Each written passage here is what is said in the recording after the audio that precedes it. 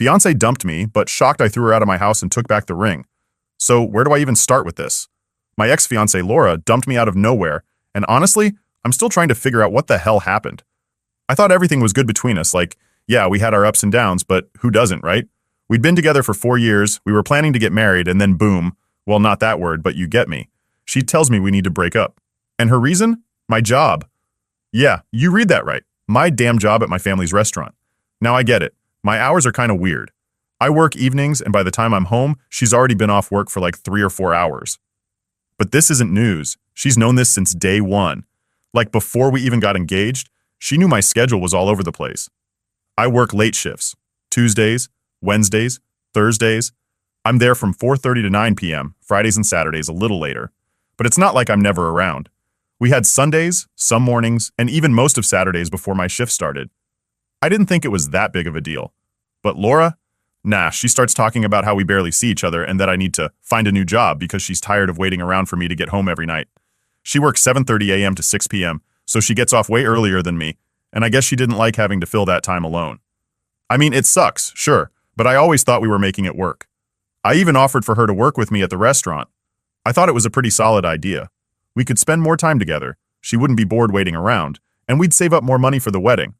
But nope, she shot that down quick. Said she didn't feel comfortable working for my parents. Okay, cool, fine, whatever, I respected that. I didn't push it because I didn't want her to feel awkward or anything, but then she kept bringing up my job. Every few weeks it was like, when are you going to find something better? Or, I just don't see how this is sustainable. It started to get on my nerves because, like, how many times do I have to say I'm happy where I'm at? I love working for my family. The restaurant's been in the family for years, and yeah, the hours are long sometimes, but it's worth it. So one night she just sat me down and was like, Ethan, I can't do this anymore. I thought she was kidding at first, but nope, she was dead serious.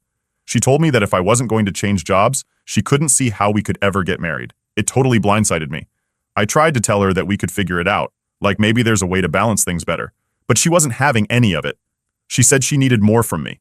More time, more effort, more commitment to our future. Whatever that means. I told her I was committed. I mean, we were literally planning a wedding, so how much more committed can you get? What really stung is that she said she felt like I didn't care enough about her needs. Like, excuse me? I've been busting my ass working late shifts so we could save up for our future. It's not like I'm out partying or ignoring her. I'm working. For us. I thought that would count for something, but apparently not. Then she dropped the whole, maybe we should just be friends thing, and man, that was a gut punch. We weren't even in an argument. There was no yelling, no big fight. It was just her, sitting there calmly, like she'd been rehearsing this conversation in her head for weeks.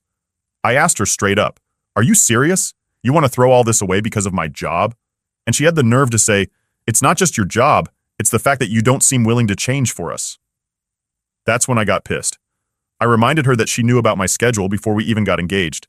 If it was such a problem for her, why the hell did she agree to marry me in the first place? She got all defensive and said that she thought, over time, I'd grow out of it and find something else. Like, what? Since when is working hard at a family business something you need to grow out of? I'm not gonna lie, I felt betrayed.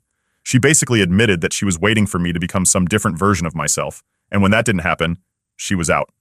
After that conversation, I just avoided her. I couldn't even look at her. I stayed late at work every night because the last thing I wanted to do was come home and sit in the same house with someone who didn't want to be with me anymore. But here's the thing. She didn't leave. Like, I thought after you break up with someone, especially when you're engaged, you'd start looking for somewhere else to stay, right? Nope. She kept acting like nothing had changed, like we were just roommates now or something. Every time I came home, she was there, chilling on the couch, watching TV like everything was fine. It made me feel sick, honestly. How could she break up with me and still live under my roof like nothing happened? So one night, I finally told her, Laura, you need to move out. We're not together anymore, and this isn't working for me. And get this, she looked at me like I had two heads. She was like, are you serious? You're kicking me out? I told her, yeah, I am. We're not getting married anymore, so what's the point of living together? She tried to guilt trip me, saying she had nowhere to go and that I was being heartless for making her leave. At that point, I was just done. I told her she could stay with her parents until she figured things out. And then, to top it all off, I asked for the ring back. You'd think I just slapped her or something. She freaked out, saying I gave it to her and that I couldn't just ask for it back. I told her straight up, that ring was for our wedding, and since we're not getting married, I want it back. She called me greedy, said I could afford another one if I really loved her, and that I was being an asshole for trying to kick her out after all we've been through. At that point, I couldn't even argue anymore. I just wanted her gone. So after I told Laura she needed to move out, things got real awkward real fast. I mean, you'd think she would have just packed her bags and left, right? But nope, she stuck around like she was waiting for something. At first, I thought she was just dragging her feet trying to figure out where to go. I mean, it's not like she didn't have options. Her parents live nearby and she's got friends she could crash with. But instead, she just stayed. And I gotta tell you, those few days after the breakup were the most uncomfortable days of my life. We were living like strangers in the same house. She'd sit on one side of the room, I'd be on the other, and it was just this weird silence. No one wanted to be the first to talk. I'd get home from work and she'd already be there, watching TV or doing her thing. But it felt like this giant elephant was sitting between us, and neither of us wanted to deal with it. But then it got worse. One day, I come home and Laura is sitting at the kitchen table with my mom.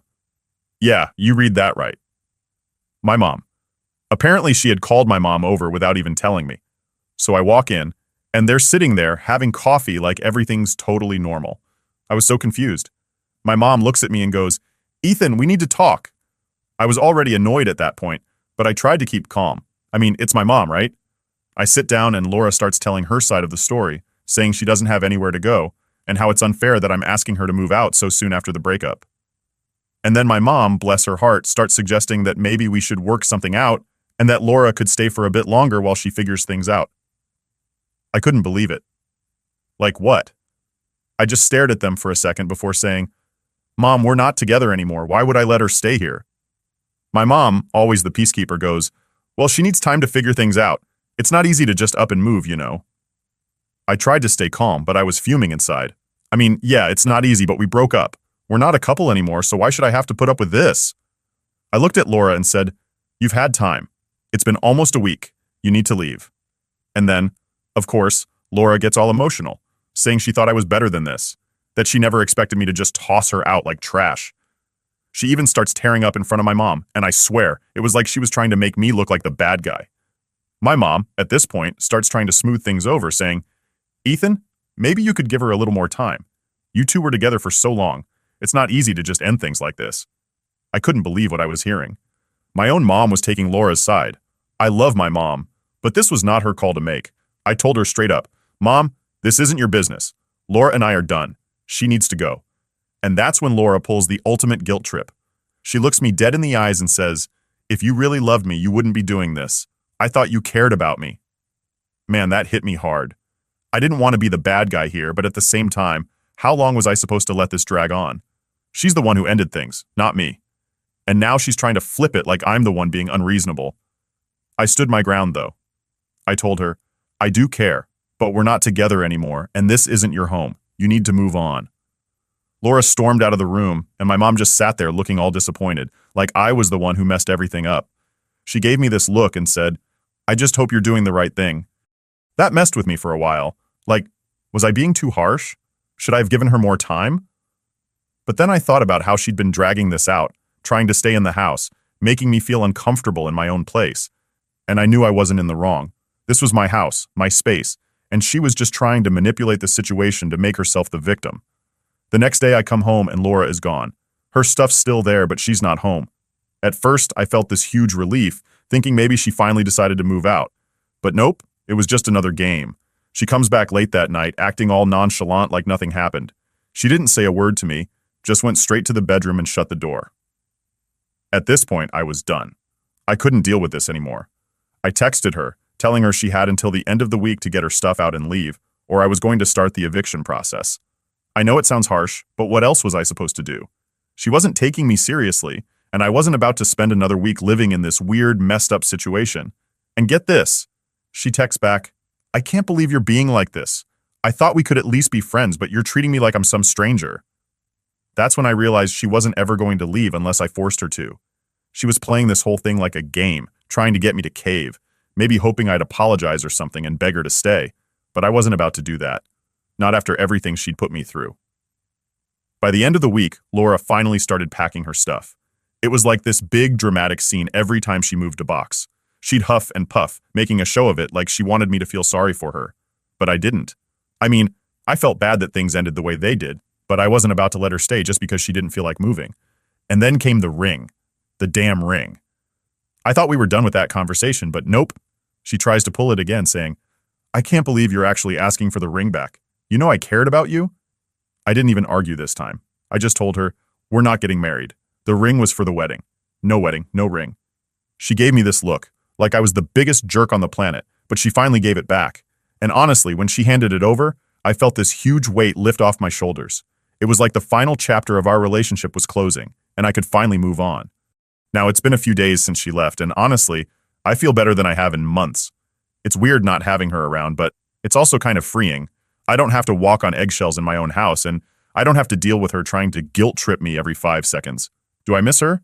Yeah, a little, but not enough to go back to that mess. Sometimes things just need to end, and dragging them out only makes it worse. Update 1. So after Laura finally moved out, I thought things would settle down, right? Like, we're done, she's gone, I can finally get back to normal. But man, I was wrong. Things got weird real fast. First of all, I didn't even realize how much stuff she had left behind. It was like every room in the house had some random item of hers. I'm talking about clothes, books, even her toothbrush was still in the bathroom. I wasn't going to touch it at first, but then a couple of days went by, and I was like, okay, this is getting ridiculous. So I started packing up her things and putting them in boxes. Figured I'd drop them off at her parents' house or something, be done with it. But then, while I was going through her stuff, I found something that threw me off. I don't even know how to explain it, but I found this notebook she had hidden in one of her drawers. Now, I'm not the kind of guy who snoops through people's stuff, but, I mean, she left it here, right? So I opened it, and it was like this whole diary of complaints about me and our relationship. Stuff like, Ethan never listens to me. He doesn't care about my feelings. Why can't he just get a normal job like other guys? It was like reading a list of everything she hated about me, and I gotta be honest, it messed with my head. I know relationships aren't perfect, but seeing all of that written out, page after page, was rough. I had no idea she felt that way. I thought we had our issues, but I didn't think it was that bad. And the worst part? She wrote about how she'd been thinking about breaking up with me for months, but was just waiting for the right time. Like, what does that even mean? The right time to end someone's life plans?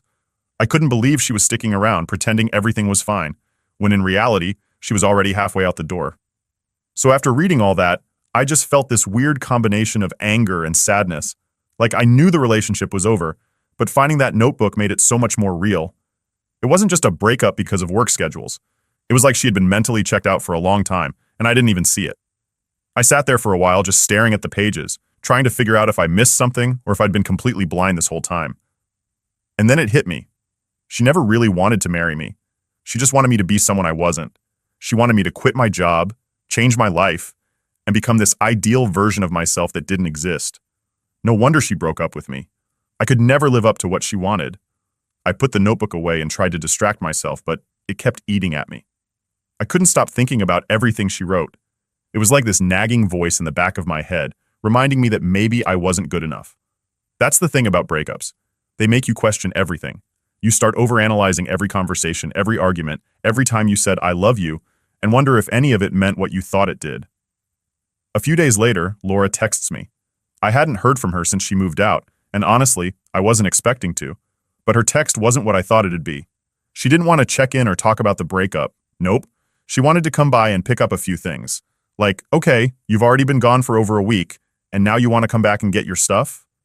I agreed, but I told her to give me a heads up before she came over. I didn't want any surprises. The last thing I needed was to walk in and find her there without warning. So she comes over, and it's as awkward as you'd imagine. She barely looked at me when she walked in, just went straight to grabbing her stuff like she couldn't wait to get out of there. I was standing in the living room, trying to act normal, but the whole situation felt so off. Like we'd shared this life together, we'd been planning a wedding, and now it was like she was just a stranger coming to collect her things. But then something weird happened. As she was grabbing her stuff, she stopped and looked at me. For the first time in days, we actually made eye contact, and she just stood there. Like she wanted to say something, but couldn't get the words out. I don't know why, but I felt like I had to say something. So I asked, is everything okay? And then she said something I'll never forget. She goes, I didn't want it to end like this. I didn't know how to respond. What was I supposed to say? We're already here. It's already over. I just stood there, not knowing what to say, and she looked at me like she was waiting for me to fix everything. But I couldn't. How was I supposed to fix something that had been broken for months, maybe even years, and I didn't even realize it? She grabbed the last of her stuff and left without saying another word. The door closed, and just like that, she was gone again. It was this weird mix of relief and sadness. Like I was glad the whole mess was finally over, but at the same time, it felt like this huge chapter of my life had closed, and I wasn't ready for it. After she left, I did something I never thought I'd do. I called up a therapist. I know, sounds dramatic, but I couldn't shake the feeling that maybe there was something wrong with me. Maybe I missed something huge in our relationship, or maybe I just wasn't cut out for this whole long-term commitment thing. I wasn't sure what to expect, but I figured talking to someone outside of the situation might help. Turns out, talking to someone who doesn't know you or your ex is actually pretty helpful. The therapist didn't give me all the answers or anything, but she made me realize that I wasn't the only one to blame for what happened. Relationships are two-sided, and as much as I messed up in some areas, Laura had her part in it too. I wasn't perfect, but I wasn't the villain in this story either. One thing that really stuck with me from those sessions was the idea that sometimes people fall in love with the idea of someone, not who they really are. And looking back, I think that's what Laura did with me. She wanted me to be this version of myself that didn't exist, and when I didn't become that person, she started to check out. So here I am, a couple of months later, feeling better. Not great, but better. I still think about her sometimes, and yeah, I wonder what could have been different. But I also know that if she stayed, things probably would have gotten worse. We weren't right for each other, and that's just the truth. I guess the takeaway is, sometimes things end for a reason. It sucks and it hurts, but in the long run, it's better than forcing something that's never going to work. Update 2. So after Laura left for good, I thought that was it. End of the story, right? Well, turns out, things weren't as done as I thought they were. I didn't realize just how many loose ends there were until I started getting messages from mutual friends. Yeah, it's one of those situations. It started off slow. I'd get a text here and there from people asking me how I was doing, which was fine, but then they'd drop these little comments like, Laura said she's really struggling, or have you heard from her? At first, I just brushed it off. I figured people were just being polite, trying to feel out where we were at after the breakup. But then the tone of the messages started to change. People were acting like I was the one who kicked her to the curb with no warning. And I'm sitting here like, did Laura not tell people she's the one who broke up with me? Apparently not. Next thing I know, I'm getting these long, guilt-trippy messages from some of her friends, people I barely even know, telling me that I was heartless for making her move out and asking for the ring back. Like, excuse me? She broke up with me. I wasn't about to keep living with my ex-fiancée, pretending everything's fine while she's out there telling people I'm the bad guy. But according to her, I'm the one who didn't care enough to work things out. So now I'm stuck in this weird situation where people are seeing me as the villain of the story and she's playing the victim. It's honestly mind-blowing how fast things can get flipped around.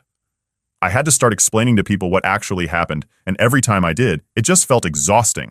Like, why do I even have to defend myself? A week or two goes by, and I think things are finally dying down. I stopped getting the messages, stopped hearing from people about Laura, and I started to relax. But of course, that didn't last long. One night, I'm sitting at home watching TV, trying to unwind after a long shift at the restaurant, and my phone buzzes. It's a text from Laura's best friend, Jenna. Now, Jenna and I never really got along. She was always the type to get in Laura's ear, telling her what to do, stirring the pot, you know? So when I saw her name pop up on my phone, I knew it wasn't going to be good. I opened the message, and sure enough, it's a novel. Jenna goes on and on about how Laura is devastated, how I broke her heart by not fighting for the relationship, and how I should have tried harder to make things work. She even said something like, "You're supposed to be a team and you just gave up on her." I was so angry I could barely even respond, but I did. I texted her back and I kept it short and simple. I said, "Laura broke up with me. She's the one who wanted out. I'm not going to beg someone to stay when they don't want to." Of course, Jenna didn't leave it at that. She kept texting, trying to guilt-trip me, saying how Laura was hurting and needed time, and maybe if I reached out, things could be different. But I wasn't having it. I told her straight up, "We're done. It's over. Let it go." That was the last time I heard from her, for a while anyway. Then, one day, I'm at the restaurant, just trying to get through the dinner rush, when my mom comes over to me with this look on her face. You know that look moms give you when they've got something to say but they're trying to figure out how to say it? Yeah, it was one of those. She pulls me aside and says, "Ethan, I talked to Laura today." I just stared at her like, "Why?" My mom goes, "Well, she called me, said she wanted to apologize for how things ended and just wanted to check in." Now, I don't know about you, but when your ex calls your mom to check in, that's a major red flag. I told my mom, "Look, I don't care if she's sorry or not. We're done. There's no reason for her to be calling you." My mom sighed and said, I know, but she seemed really upset. She said she feels like you hate her now, and she didn't want things to end this way." Here we go again. I had to explain to my mom the whole situation again, how Laura was the one who called it off, how she's been telling people I kicked her out, and how I just want to move on. I could tell my mom felt torn, but she finally got it. She agreed to not get involved anymore, but honestly, it was frustrating that I even had to have that conversation. After that, things started to calm down for real. I didn't hear from Jenna, Laura stopped calling my mom, and I finally started to feel like I could move on. I even started hanging out with my friends again, going out for drinks after work, just trying to get back to some sense of normalcy. But just when I thought everything was finally settling down, something else happened. One night, I was at the bar with a couple of buddies when one of them, Mark, pulls me aside and says, "Hey man, you're not going to like this, but I saw Laura the other day with some guy." Now, I'll be real with you. I wasn't expecting to feel anything when he said that, but for some reason it hit me. Like, I knew we were done, but hearing that she'd moved on already, that was rough. I asked Mark, "Who was he?" And he said he didn't know, but they looked pretty close. That was all I needed to hear. The next few days were weird. I didn't text Laura or anything, but I couldn't stop thinking about it. Not because I wanted her back, but because it felt like this chapter of my life was really truly over now. She was moving on, and I guess that meant I had to as well. Looking back, I realize now that Laura probably checked out long before we even broke up. Maybe that's why it all felt so sudden when it happened. Because for her, it wasn't sudden. She'd been planning it, thinking about it, and by the time she ended it, she was already halfway out the door. It took me a while to accept that. It's hard to admit that someone you cared about stopped caring way before you did. But you know what? In the end, it's for the best. We weren't right for each other, and trying to force it would have just made things worse. Now, I'm focused on myself. I'm not looking for a relationship anytime soon, and I'm definitely not in any rush to jump back into the dating pool. I'm just trying to enjoy the little things again, hanging out with friends, focusing on work, and getting my life back to where I want it to be. And as for Laura, I wish her the best, I really do, but I'm done with the guilt trips, the manipulation, and the drama. I'm moving on. Update 3. So here we are, months later, and I'm finally feeling like I can breathe again. It's been a hell of a ride, and honestly, I'm just glad it's over. But just when I thought everything was behind me, I got hit with one last curve. Surprise. Yeah, because of course something else had to happen, right? So here's what went down. I was at work one day just doing my thing at the restaurant when one of our regulars, Tom, comes in. Now, Tom's an older guy. Been coming to the restaurant for years, real friendly with my family, always chatting with my parents whenever he's in. But this time, he's got this weird look on his face. He pulls me aside and says, "Hey, Ethan, I saw Laura the other night." At this point, I'm thinking, all right, whatever. People see Laura all the time. What's new?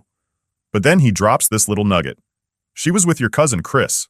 I swear, my brain short-circuited for a second. I'm like, wait, what? Chris? No way. I mean, Chris and I are family. We grew up together. There's no way he'd be hanging out with my ex-fiancée, right? But Tom was dead serious. He goes, "Yeah, man, they were at that new bar downtown. Seemed real close, if you know what I mean." I didn't know what to say. Part of me didn't believe it, but another part of me was like, well, this is Laura we're talking about, so who knows? I just kind of laughed it off and told Tom I'd check it out later. But inside, I was boiling. I had no idea what to think. Why would Chris, of all people, be hanging out with Laura? And why didn't anyone tell me? So, naturally, I did what any guy would do. I went straight to the source. I texted Chris that night, asked him what was up. I didn't want to accuse him of anything outright, so I kept it casual like, "Hey man, heard you were out with Laura the other night. What's going on there?" It took him a while to respond, and when he did, the response was, well, let's just say it wasn't what I was expecting. He goes, "Yeah, we've been hanging out a bit. I didn't want to tell you because I knew it'd be awkward." Awkward? Awkward doesn't even begin to cover it. My cousin, my flesh and blood, was hanging out with my ex-fiancée behind my back, and he thought it was just a little awkward? I was pissed, like beyond pissed. I shot back, "Dude, what the hell? You couldn't give me a heads up?"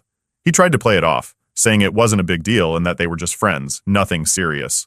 But come on, we all know what just friends means, especially when it's between an ex and your cousin. I wasn't buying it, and I told him straight up that I felt betrayed. He started backpedaling, saying he didn't mean for it to happen, that they just bumped into each other one night, and things kind of escalated from there. Apparently, they'd been talking for a few weeks now. Weeks! I had to sit with that for a while. I mean, how do you even process something like that? It wasn't just about Laura anymore. It was about family. Someone I trusted, someone I grew up with, decided it was cool to start hanging out with my ex like nothing was wrong. And honestly, it hurt more than I thought it would. A few days later, I got a text from Laura herself. She didn't even try to ease into it, just hit me with, "Hey, I heard you're upset about me and Chris. Can we talk?" I didn't want to talk to her. I didn't want to hear her excuses or explanations or whatever she was about to throw at me. But at the same time, I needed closure. I needed to know why she thought this was okay. So, against my better judgment, I agreed to meet up. We met at this coffee shop we used to go to when we were still together. Bad idea, by the way. Too many memories. Anyway, she sits down and immediately launches into this whole spiel about how she didn't mean to hurt me, how she and Chris just clicked, and that she didn't want things to get weird between us. I sat there trying to keep my cool, but honestly, I just wanted to walk out. I told her, it's not about you guys clicking. It's about respect. You ended things with me, and now you're hanging out with my cousin? You didn't think that might be a problem? She gave me some crap about how she didn't plan for this to happen, that it just did, and that she didn't want to hurt me, but I wasn't buying it.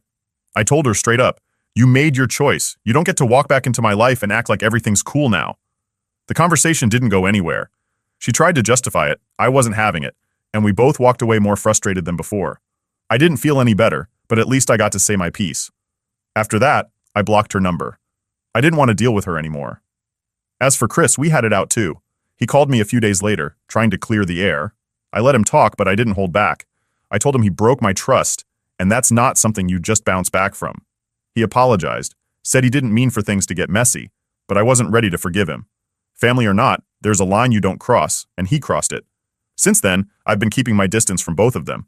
Chris still tries to text me now and then, but I haven't responded. Maybe one day I'll get over it, but right now, I need space. As for Laura, she's out of my life for good. I don't know if she's still with Chris, and honestly, I don't care. They can do whatever they want. I'm done. Looking back, this whole situation taught me a lot. Not just about relationships, but about people in general. You think you know someone, you think you can trust them, and then they go and do something like this. It messes with your head, but at the end of the day, you have to take care of yourself. You can't control what other people do, but you can control how you respond to it. And right now, my response is to walk away. I've got my own life to live, my own goals to chase, and I'm not letting this drama drag me down anymore.